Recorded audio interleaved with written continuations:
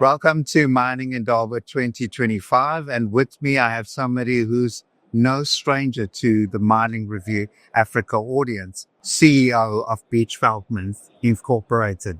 Warren, thank you as always for joining us on MRA. Thank you. It's always a pleasure chatting to you. Thank you for the opportunity. I appreciate it. Okay. Now, Warren, let's look at the trends for 2025. And I want to start by asking you, firstly, what are the most pressing challenges that the African mining and resources sector faces? And also, talk to me about the silver lining, which are the opportunities. You're assuming there's a silver lining. No, of course there is. So I'm not sure that we should necessarily talk about challenges. We normally do. And again, there's a negative connotation to challenge. I think perhaps starting off, there's three things which are disruptors for the year rather than challenges. First one, the investment patterns are changing. And again, there's a number of reasons for that. I think the US elections, President Trump having come into power and issuing executive orders at a rapid rate. I think there's going to be a change in investment strategies. So the companies that used to invest and the countries like China that traditionally invest might be pushed out. And I think it'll be part of the US strategy. Canada historically was a good investor. It was a solid investor. You could always go to Canada for money. That was then affected by the Chinese impact and to some extent Russian and other interests in Africa. We're seeing investments out of New Zealand.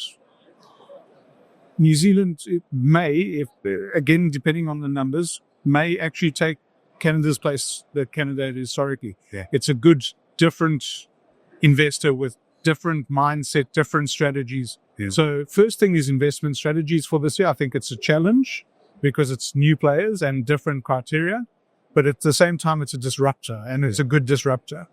Number two, IT and technology. Again, disruption, but a challenge. Disruption because it's changing everything.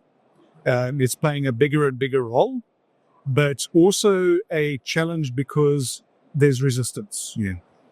And understandably, because technology in many people's mind equals loss of jobs. And the moment you have that, you have the resistance. So quite important. And then the third thing is political change.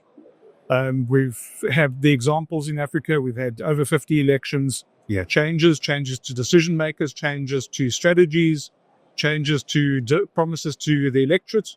And the political change, I think, is going to have a long-term effect in Africa for the year. So those would be my top three challenges and disruptors for 2025. Okay. So let's unpack that a bit. For now, let's start with technology, AI, automation, mechanization. How do we get this balancing act right to say this technology is here to enable mining and not to take away jobs? The messaging around it is technology can be help the mines be safe, healthy. So that has to be the message. There has to be an advantage. We've had a magnificent year, and my terminology is probably incorrect in the context, but the number of fatalities have reduced this year. That is correct. Yes, which is good. Yeah, it's fantastic to see those numbers coming down. If we package technology as a safety improver, it's part of it. But even if it's a safety improver, and even if you've got technology which eliminates accidents, if it's not sold properly to the people who are going to be affected, it's not going to be successful. Right. And as soon as the perception is I'm going to lose my job, there's resistance, and that narrative we've got to get over. The other one is if the technology is looking over my shoulder and I'm going to get fired because Big Brother's watching. Exactly. And that always is another narrative we have to get over. It's not just to watch you, it's to look after you. Yeah. Again, it's a narrative and it's a story that we have to sell and get buy-in for all of the changes that are possible for them to be successful. We need to change that story, change the perception, whether it includes upskilling and reskilling of people in the longer term, but it's a full value chain. So children at school need to learn things differently. Big thing at the moment, everybody's learning to fly drones, but it's important. Yeah. So from school, you've got to change the way that children are taught and the way that they learn. And then obviously we've got a legacy workforce where they may not be capable of reskilling. And you can't just let people go. There has to be a transition plan for those people who may not be able to upskill. And that's the package. If the package doesn't work, it's not going to be successful. Okay. Now let's turn our attention to the Trump administration and also geopolitical events on the continent. You mentioned that there were several elections last year. Some were peaceful, Botswana, great example, and some not. And there's also other events that are happening, for instance, in the DRC right now. How is that going to impact investor confidence in the African mining sector? And what about the more established mining companies? What do they do? So again, when it comes to investor confidence, there's a spectrum. Everything is relative. And it's no longer as black and white as it used to be. There's a gray. And many stakeholders, investors play in the gray. And there's opportunity in the gray. In other words, in the chaos, there's opportunity. The geopolitical aspects at the moment, DRC, Eastern DRC, Rwanda, is weighing on people's minds because it's a critical minerals area. What happens if you've invested there? What is going to happen to the investment?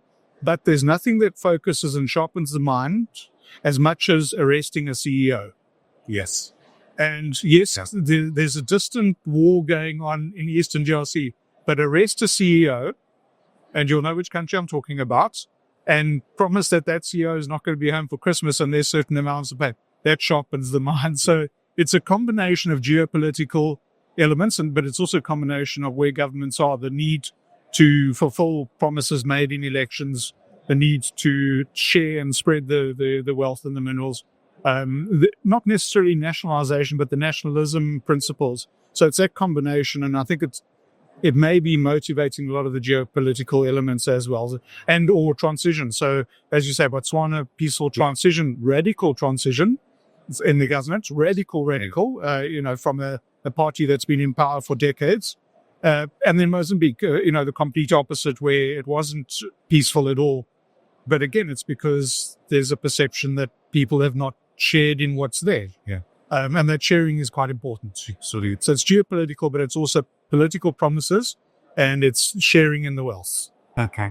What about Trump? Do you think that he's going to have additional interest in Africa? I mean, only just recently he's announced that he's going to be considering stopping aid to South Africa because of the land expropriation. Nice. So do you think that he's still going to have a keen interest in Africa? Absolutely.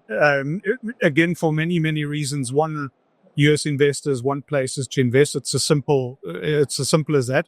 But by the same token, the whole geopolitical as well, the Chinese influence in Africa, the strong Chinese influence, the strong Chinese investment, and therefore controlling of the minerals from the source all the way through to the end markets. And the Chinese have done very well in getting source, securing source, full value chain all the way into the market. And it's logical that the US would try and push back on that. They need to. The African continent is critical to everybody in the world, not just North Africans. And the rollback of that and the pushback of that is, in my view, automatically means greater impact from the US in Africa and a greater interest in Africa. USA stand here at mining in dollars. Yeah. I mean, I haven't seen that before. Yeah. We've never had a USA stand here. Yeah. That's one of the first signs. So yes, absolutely. Now, finally, Warren, I know that if you did know an exact answer to this, then you'd be retired on a beach somewhere, as you once told me. But what is your outlook for the next 12 months for the African mining sector? You're right. It's a very difficult question. You come to an event like Mining Indaba, and we have to be positive. If we're not positive, then we walk away from this conference and people are saying, hold on, Africa's not a great investment. So we have to talk it up, and we all do, because it's an absolute imperative. When you cut through all the noise, what's the next few months probably disruptive, uncertain, unclear. Again, the US impact and what that's going to mean. All the geopolitical elements, and whether it's Middle East or whether it's Russia, Ukraine, or Eastern DRC, all that's still going, it's still uncertain. Probably towards the end of the year, once all of this is played out, there should be a bit of stability. And some country, I mean, Zimbabwe is becoming again a hot destination. There's the perception that there's stability in place. So then the government's rolling back some of the challenges that investors would normally have with Zimbabwe. So those rolling back those challenges will probably help again with the eyes on Africa at the moment. So maybe not before June, July, but probably second half of the year. My sense is there's going to be an uptick, and I think opportunities that are there are going to be taken. Slightly risky, but there are a lot of investors who are quite happy with a strong risk appetite. So yes, South African. If just touch on South Africa for a second, we're in a very difficult position. Our systems are not working. Our cadastral systems, our application for rights, it's not working. It's archaic, and it's difficult. And those challenges when you're dealing with a supposed electronic system, but you're still dealing in paper here, is just inefficient, and it leads to disputes. And until that gets sorted out, South Africa, I think, is going to struggle. And again, huge opportunities here. The big players are going. Yeah. The mega companies are going. It's created a fantastic middle tier and a great entry tier of investors across the commodities. And I think that's where we need to focus on for the rest of it. It's the small and medium tiers that are going to be more focused and probably putting a bit more money in, while everybody else is scared. Well, Warren, thank you as always for your insights. I'm sure our audience will value what you've just said.